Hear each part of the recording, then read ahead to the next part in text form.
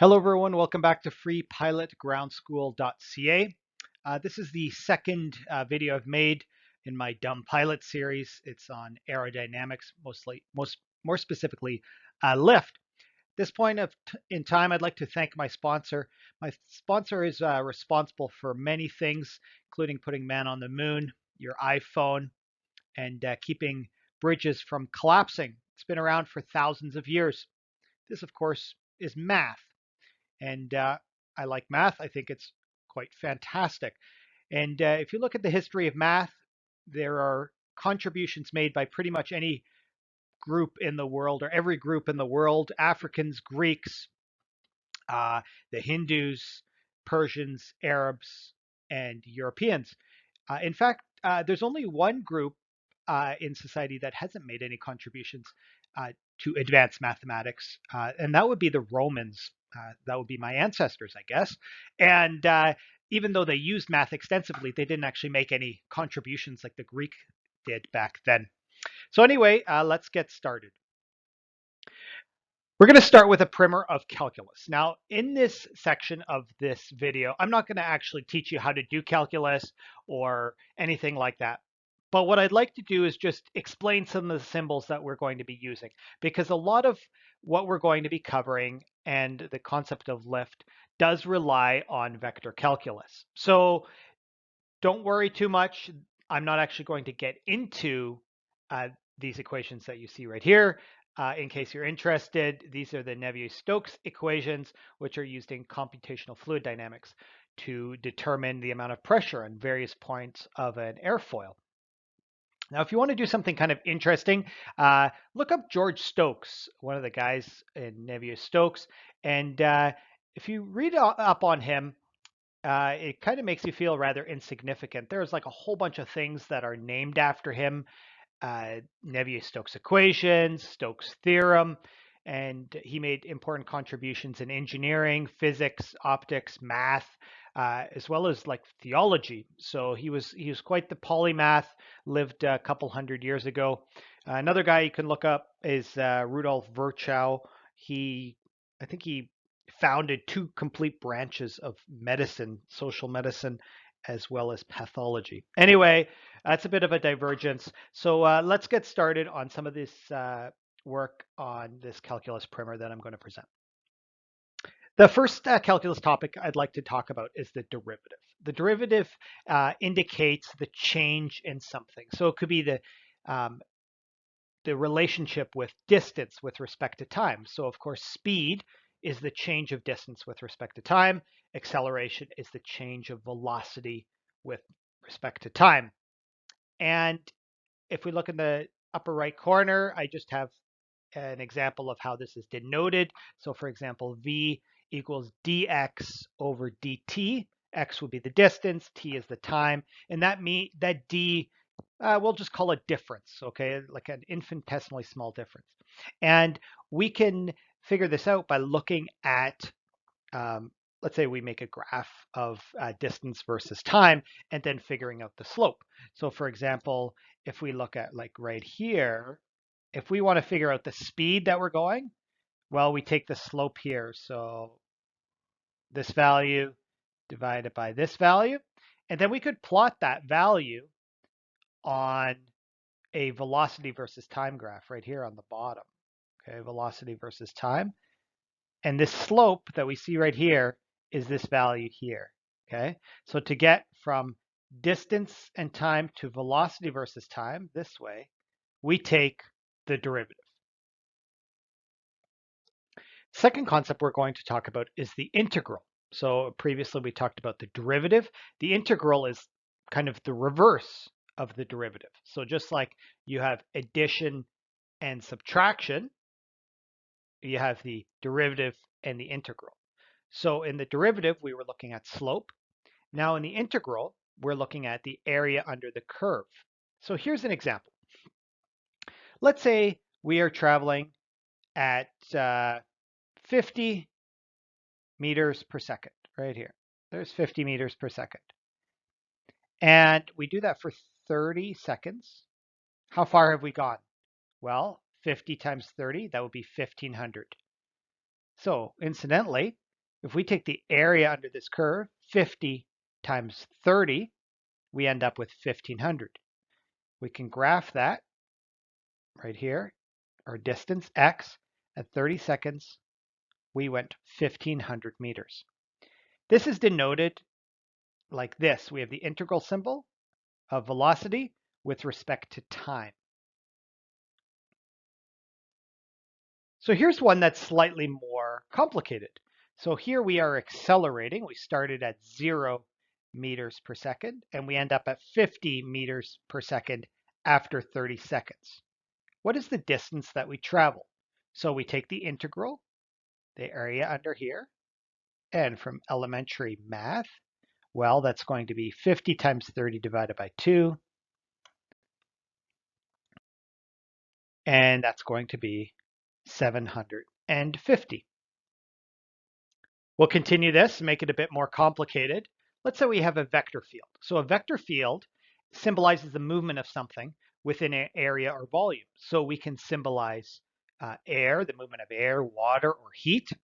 Each vector has a magnitude and a direction, and so it is denoted by an arrow. The length of it is proportional to its magnitude, and its direction is indicated by the arrow. And it tells us it can tell us the velocity something is moving at a given point. So have you ever taken a look and seen a vector field? I bet you have. Here's a weather map with the wind. This is a vector field. You see all of the different vectors indicating the strength and the direction of the wind. Here's another vector field, a vector field of the airflow over a wing. Let's keep moving. Let's talk about this concept called vector curl. And it symbolizes how much a vector field is curling. I'd like to make an analogy of a paddle wheel. And here is how it is written.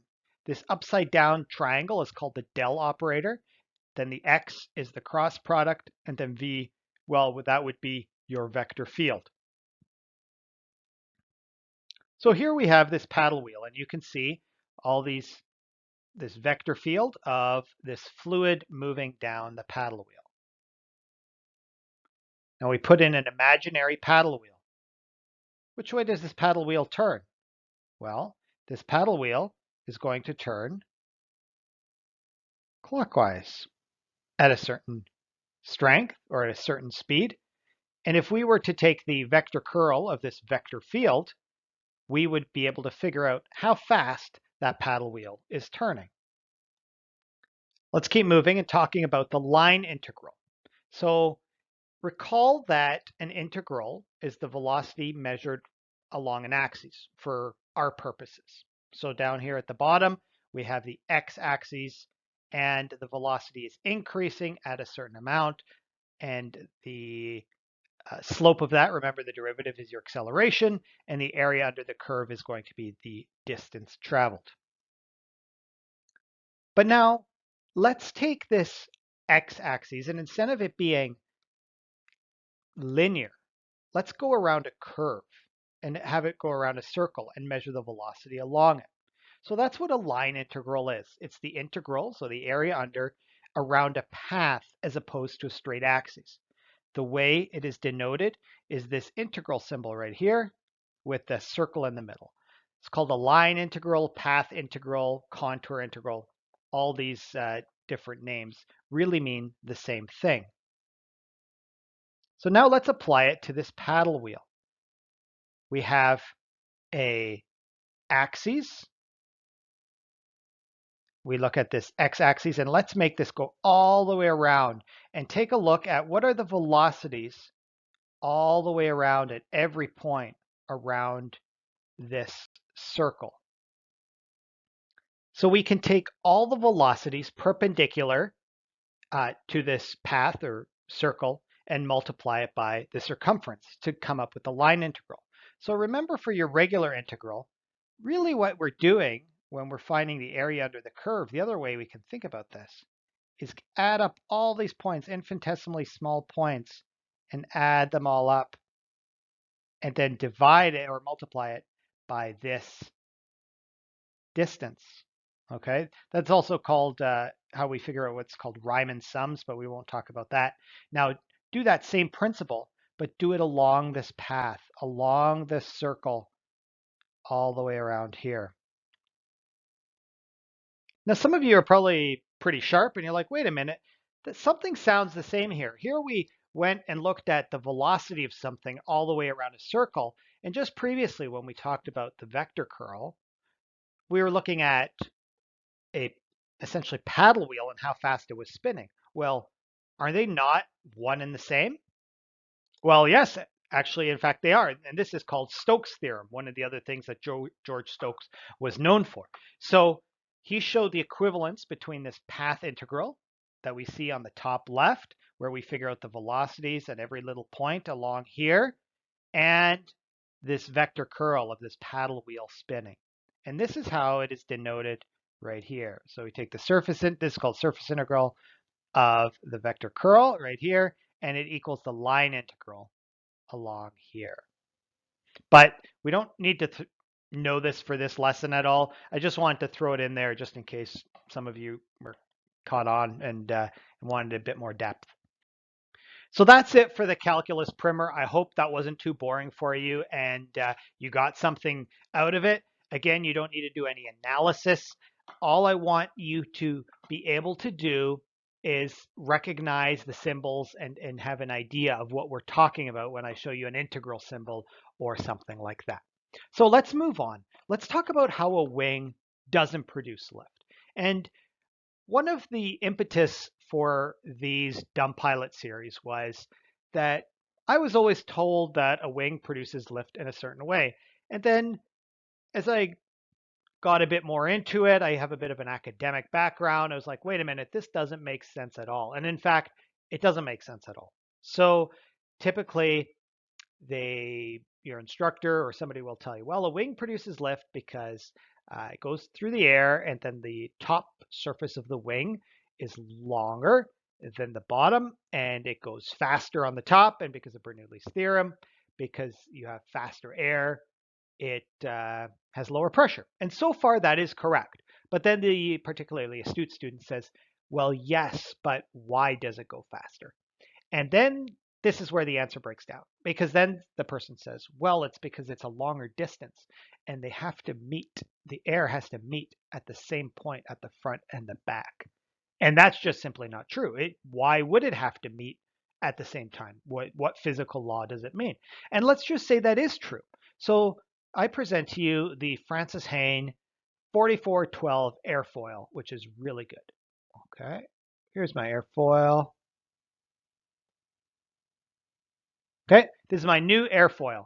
Okay, and based on the explanation that you just gave me or that people give, this should actually be a really good airfoil, right? Because you have air under the bottom of the wing and then you have air on the top of the wing, and because it's a bigger distance, it has to go faster. So will this wing produce lift? Well, absolutely not. No, it will not produce lift.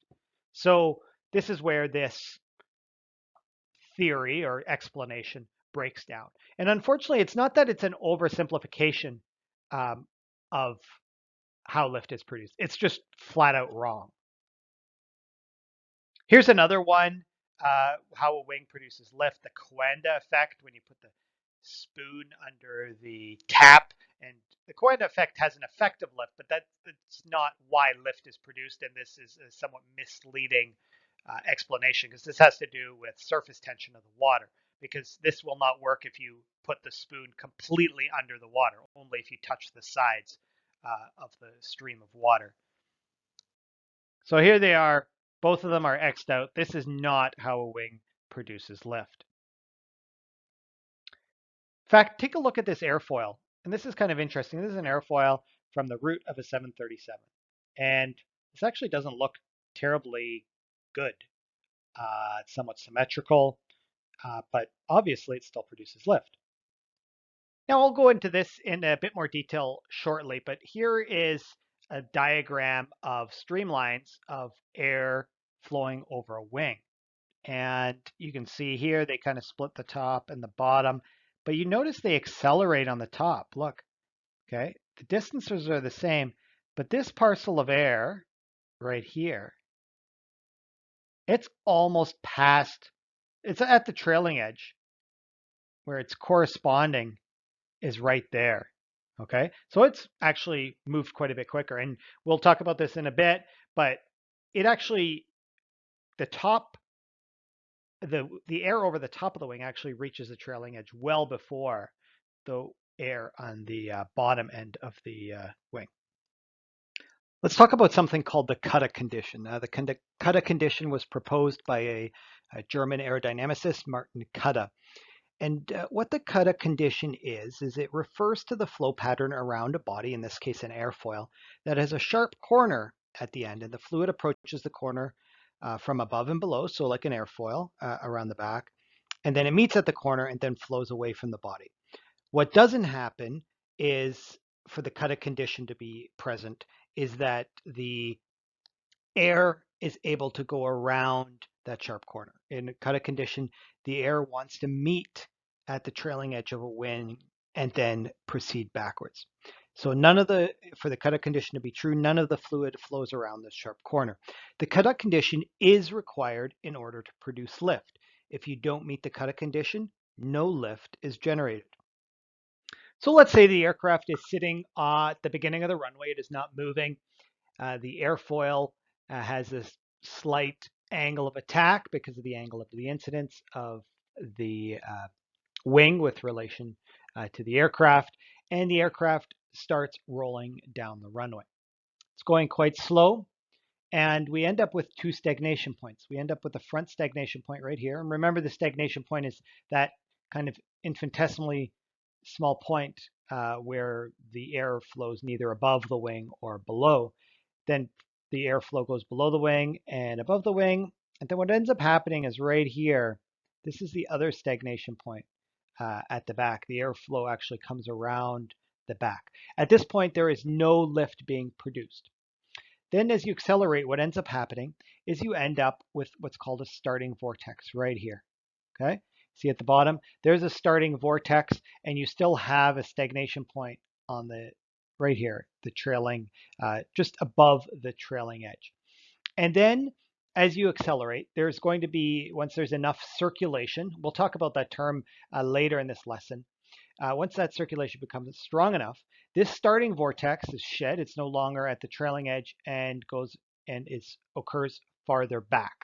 And this is when the Kutta condition develops. So you can see the airflow on the bottom of the wing and the top of the wing. It doesn't go around the top anymore. It just meets in a parallel line. So as a result of this Kutta condition and this circulation, the result is that the air flows much faster over the top of the wing than the bottom of the wing. And we need to have a Kutta condition, and this is why airfoils have a sharp trailing edge, despite this being difficult structurally. It would be much easier if you just made a wing that was kind of oval shaped, but that's not going to meet the Kutta condition easily, and therefore will not produce a lot of lift. Even better than the typical trailing edge that you see would be a trailing edge that would look, let's say, like this. And this would be perfectly parallel at this point. However, that's going to be even more difficult to manufacture and to keep structurally sound, because of course this part would end up being very thin right here. This would be really thin and probably end up fluttering and things like that. So getting back to the starting vortex, on the bottom right, you can see a wind tunnel diagram of this starting vortex forming. And this is actually pretty old. This was discovered in like the 1920s or something like that. But you can see there at the trailing edge that starting vortex starting to form. So let's develop this idea a bit. So the first axiom, the shape of the wing exerts a force on the air, forcing the air along a curved path. So I think we can all agree that the air ends up being forced on a curved path, and because it's going on a curved path, something has to exert a force on it. And that something is the wing. And these are, you can take a look, these are streamlines right here, each one of these little lines, and they're all the same distance long, or actually time long. And then they hit the wing, and then you have a front stagnation point where they split off. And then you have a rear stagnation point where they kind of come back together. Okay, and then you have upwash, and you can have downwash. So here's the next axiom, and I ask you to kind of believe these on first principles, that the air under the bottom of the wing slows due to the obstacle effect. So this should be pretty obvious. If you put something in an airflow, it is going to slow down. So if you were to put a barn door into the wind, the air will slow down a lot. And if you put a wing with an angle of attack into the air will slow down a little. The third axiom, that air over the top of the wing is forced to accelerate. So remember from your high school physics class that acceleration is not just a change in the speed of something, it's a change in velocity. And velocity has both a magnitude and a direction. So in this case, the air is forced to accelerate. It changes direction over the top of the wind. It curves. And this is called the circulation effect. So over the top of the wing, it accelerates. Okay, it's being forced to curve. And this circulation effect results in the air accelerating over the top of the wing and increasing its speed. Okay, and so what happens is that the air over the top of the wing reaches the trailing edge sooner than the air under the wing. It's not at the same time. So yes, it does speed up on the top, and higher velocity air has lower pressure. This is, of course, Bernoulli's theorem. And this equation is Bernoulli's equation. So the velocity squared divided by 2 plus the gravitational constant and the height above whatever plus the pressure divided by the density is constant. So in this case, we don't need to worry about this term right here. There is no change in height right there. Okay, and then the density we will assume to stay constant as well right here. Rho, that's called rho. Okay, so what that means is that if we get a faster velocity, a higher velocity, we will end up with lower pressure. And I talked about George Stokes earlier in this lesson. Just a side note, you can fast forward because I'm going to go off topic here a bit. Another guy who's really interesting to read up about is Johann Bernoulli, this guy and his family. So usually like families, if they're lucky, they have like one person who's like super smart and goes off to do great things. And this guy had like 8 people in his family, his father, an uncle, 2 nephews, a brother, and they were all like brilliant people. One of them got like a Master of Law degree when he was 14 years old and ended up becoming a full professor of law at 20. Like that's unreal. This guy came out with the Bernoulli theorem. Some other guy was like some famous mathematician. They were all just very, very brilliant people. Okay, let's move on. So let's develop this concept a bit further. So air has mass. This should be pretty obvious to you. And therefore, if air has mass and it has a velocity, it also has momentum. So we can convert this velocity information that we see right here. Okay, this is all velocity information. The longer these streamlines are, the higher their velocity. So we can convert that to pressure on the diagram on the right and get pressure information from that. So a curved streamline, so the air is accelerating, corresponds to a pressure gradient. So you notice here, where is the air curving the most? Well, it's curving the most right here, okay? And where's the pressure gradient the most? Right here, okay? And so this is near the front stagnation point. So if you can think about it, is we have a higher angle of attack. So we're going to end up having more curvature on the front and a higher pressure gradient in the front. And what this will mean is that the center of pressure, where this all acts through, the median point, the mean point where all this pressure acts through, will end up moving forward because we have the air curving more at the front. And because it's curved more, it accelerates more, and there will be a greater pressure gradient. So let's talk about quickly, where is the maximum pressure here? So if we measure the pressure, let's just say like right here in the free stream, okay? This pressure will actually be pretty low. It's like 0.2 psi at 100 knots. So usually we're used to talking about things in like the tens, maybe even hundreds of psi, okay? In a wing, what we're dealing with is fractions of a pound per square inch. Okay, so if we were to take the pressure right here, okay, that's a front stagnation point. The most pressure we're going to see is about 0.2 psi if the aircraft's at 100 knots. So any pressure that we have either underneath the wing or over top of the wing right here is going to be significantly less than 0.2 psi. So here I just derive why we can take velocity information and change it into pressure information right here. So I'll just go through this quick, but you can ignore me if you really don't want to listen to this because I just want to prove it to you if in case you don't believe me. So we know from Newton's second law that force equals mass times acceleration right here. Okay, and expressed in calculus, acceleration is, remember the derivative, velocity divided by time. So if we take the change in speed divided by the change in time, we get the acceleration. Okay, so m times dv over dt. And so we know momentum. Momentum is denoted by or symbolized by p equals mass times velocity, and the mass is constant. Therefore, the force involved is the change in momentum over time. Now, pressure is force divided by area. And so pressure equals the change of momentum divided by time divided by that area. And that's how we can go from from the streamlines, which give us velocity information, to the diagram that gives us pressure information.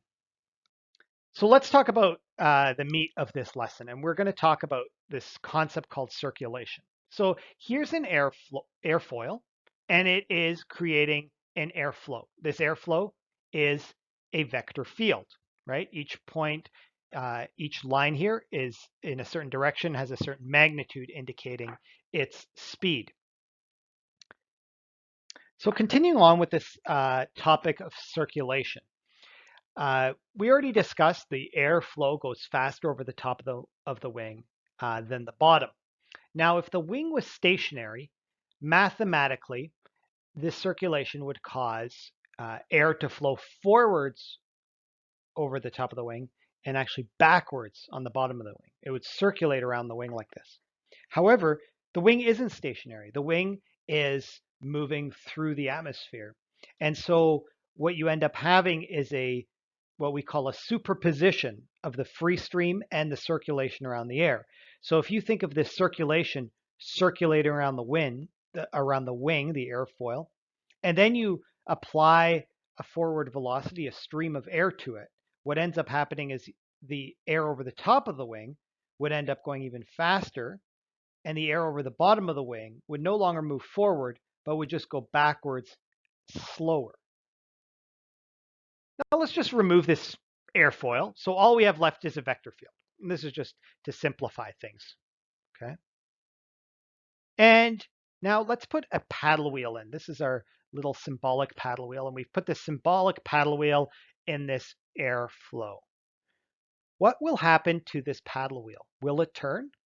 And which way will it turn? Well, the air over the top of it's going faster than the air on the bottom, so it is turning.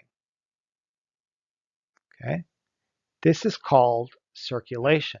And mathematically, actually, if the aircraft was not flying, this airflow would be going like this, kind of in this direction. Okay, but we are also moving forward, right? So then the result is that we just have a higher velocity on the top than in the bottom. And this is just kind of a mathematical representation.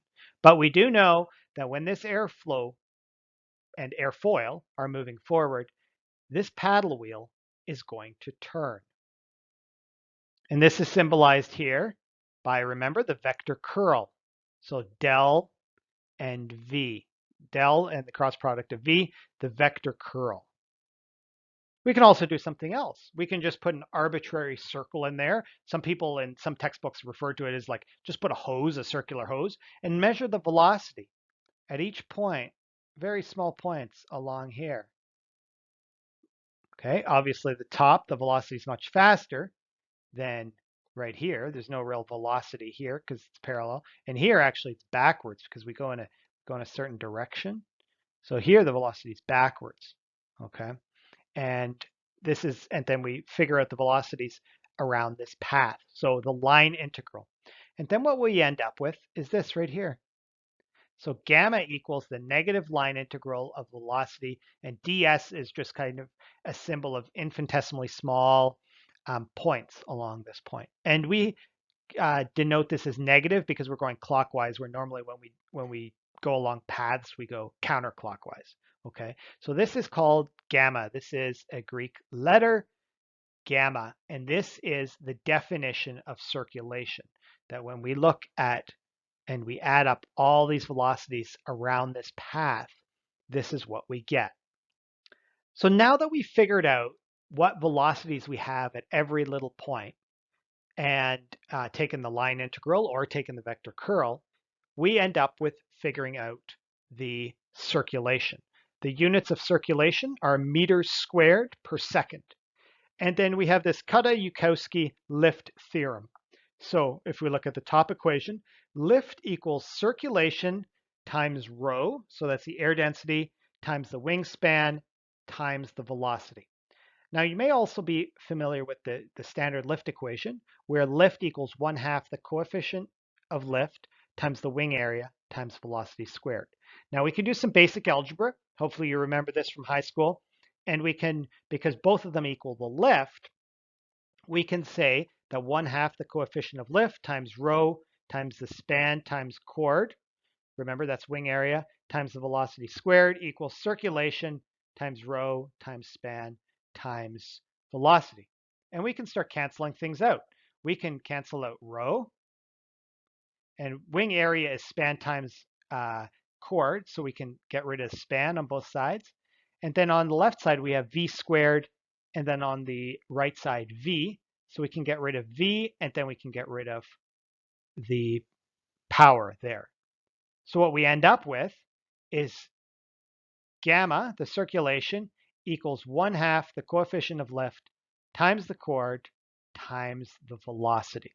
And this is kind of interesting just to figure out if you just want to, you're curious, hey, I wonder like what kind of units we're dealing with. So typically a coefficient of lift will be between 0 and 1.5. A chord on like a Cessna 150 would be like 5 feet, and then a velocity it's flying around at, let's say 50 knots. And then you can figure out what is the circulation. What is this value? It's kind of interesting to think about. So you might be wondering now, if this circulation theory is true, couldn't we make an airplane with a paddle wheel?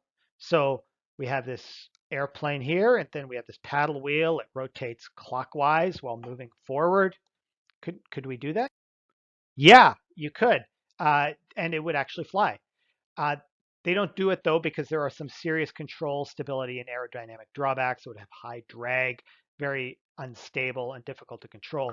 If you want to see somebody did something like this, they didn't use a paddle wheel. They used KFC containers and used what's called the Magnus effect. So just go on YouTube and type in RC KFC bucket airplane, and I think it's the top one. And something essentially that how this works is these KFC buckets just spin. So let's talk about angle of attack and circulation. So I touched on this earlier. So the greater the angle of attack, so on the bottom one, the bottom airfoil, we have a greater angle of attack. So the greater angle of attack, you're going to have a greater coefficient of lift and greater circulation, obviously up to the critical angle. We'll cover that in a later lesson. Okay. So the reason for that is you have much more circulation on the bottom. So we'll just put our imaginary paddle wheel in here and take a look here. How much faster you think this is turning? Right here. There's so much more curvature of the air. It's going to spin this paddle wheel much faster than the top one. So where does this circulating airflow go? Well, it comes off the wingtip as a vortex, and this really should prove the circulation theory of lift. So the air circulates on the wing, and then at the end comes off as a vortex. So here's a famous picture by the famed aviation photographer Paul Bowen, and you can see these vortices as this plane flies through clouds. So the strength of the vortices are exactly proportional to the lift created as long as air density and airspeed are constant. So if we look at our bottom equation there, the circulation, gamma is 1/2 CL times the chord and velocity. Okay, so as the chord and the velocity are constant, it's going to be exactly proportional. And this is actually, at this point, it's no longer called circulation, it's called vorticity. The strength of the vortex is called its vorticity. And if you wanted to measure the lift, you could measure the strength of the vortex and multiply by the density, span, and the airspeed. Now, contrary to popular belief, wing fences, vortex generators, flaps, etc., winglets, they do not reduce wingtip vortices because you do need those vortices, that circulation, in order to create lift. But what they do is spread out those vortices along the wingspan. So the strongest, or you don't have all of the vortex, all the vorticity at the wing tip. You might have a bit more, or you might have a little bit at the flap, which would then take away from some of the vorticity at the wing tip. So let's say that we are an aircraft engineer, we're designing an aircraft, and we know that there's a given amount of lift that we need to produce. And we want to think about how do we reduce the vorticity, the strength of the vortices. Okay, so let's take a look at the equations at the bottom. So we know that if we want to have less vorticity, we need to have less circulation. And in order to produce the same amount of lift, to have less circulation, we either need to increase the velocity or increase the wingspan. And this is why gliders have such high aspect ratios. They still have a normal amount, like a regular wing area for their weight. A wing loading would be similar. However, they have much greater span, and that is to reduce the induced drag that is associated with the wingtip vortices. Let's finish this lesson off with a discussion of what the angle of attack is. The angle of attack of a wing is the angle that the wing chord makes with the relative airflow. So if we typically, obviously, an airplane always travels through the air. But for all of these diagrams that we see in airflow, really what we see is a stationary wing with air flowing over it because it's much easier to visualize than a wing traveling through the air. Airspeed, lift, and drag all depend on the angle of attack. This is a typical lift and drag diagram for a typical airfoil. On the y-axis, we have the lift coefficient or the drag coefficient, and on the x-axis, we have the angle of attack. So at 0 degrees right here, angle of attack, going to end up with a lift coefficient of approximately 0.3 or 0.4. You will notice that the lift in blue increases linearly to a certain point called the critical angle. This occurs typically at about 16 to 18 degrees, angle of attack, and typically a maximum of 1.6. And of course, this changes depending if you have flaps and the camber, the shape of the airfoil. After this point, the aircraft stalls and the coefficient of lift decreases again.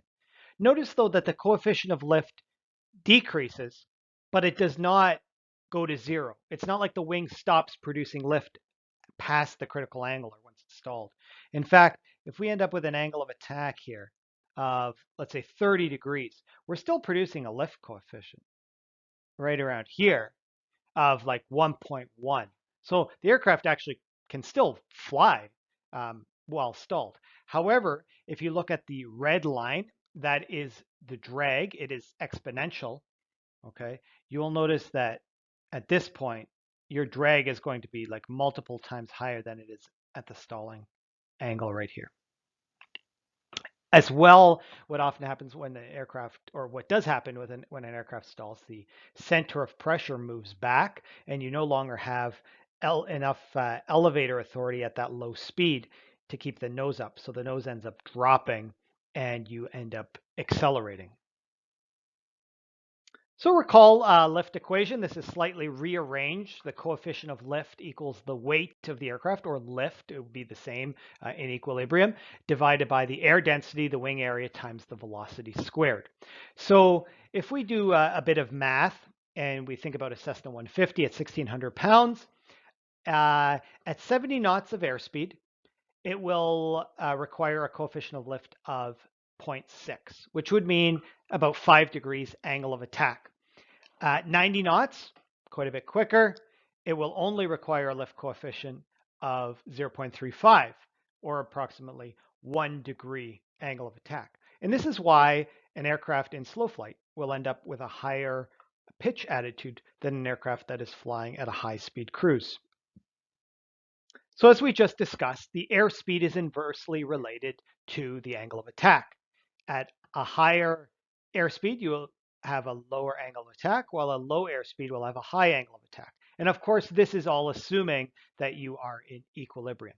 So how do you put these facts into practice when you're flying an aircraft? So the first thing is, don't chase airspeeds and rates of climb.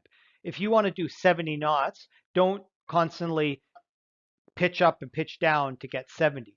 Rather, you should know what pitch attitude and power setting you have, that on average, the aircraft will achieve a given airspeed and rate of climb at that pitch attitude. So at a given speed, adding power will increase the pitch angle and rate of climb, but the angle of attack remains the same.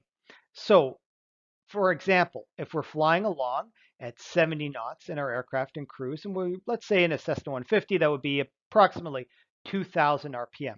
We now add, and that 70 knots, that's let's say six degrees angle of attack.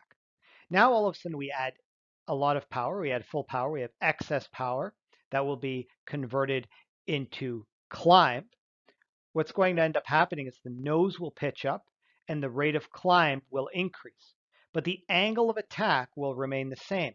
So this is important to notice. Remember, the angle of attack is not the same as the pitch angle. If you are climbing, the relative airflow will be coming at the aircraft at an angle. And so even though you still have the same 6 degrees angle of attack, the pitch angle might actually now be 12 degrees or 15 degrees. One thing I try to tell my students is to think of your elevator trim control as an angle of attack or airspeed selector. If the trim is constant, the aircraft will tend to return to the selected airspeed after a disturbance by a series of dampened oscillations. So here's an exercise for you next time you're flying, which I always think is really neat. Level the aircraft off at a safe altitude, let's say 4,000 feet above the ground, and have a cruise RPM set, 2,300 RPM, you're doing, let's say, 90 knots. Now abruptly pull the power to idle and see what happens. What will happen is the nose will suddenly drop, you will increase airspeed, and then the nose will come up and decrease airspeed. And eventually you will find yourself in a 90 knot descent after a series of oscillations. Okay, and the reason for this is because the angle of attack remains the same. Now you're in a descent. Now add full power. The aircraft will pitch up suddenly, and it will be quite abrupt and quite scary because it will likely slow down right to about 60 or even 50 knots. And then the nose will drop and it will accelerate again, and it will go back and forth, increasing airspeed and decreasing airspeed until you're back at that selected angle of attack. Okay, this is what we mean by dynamic speed stability. That concludes this lesson on aerodynamics. I hope you enjoyed it. I hope you learned something from the material covered here, and your appetite is whetted to get more information on this topic. Lastly, I'd like to acknowledge Dr. John Denker. I got a lot of information from his book, See How It Flies. It's available on his website, av8n.com. And he has a lot more information on there if you want to learn more about it. So thanks for joining me.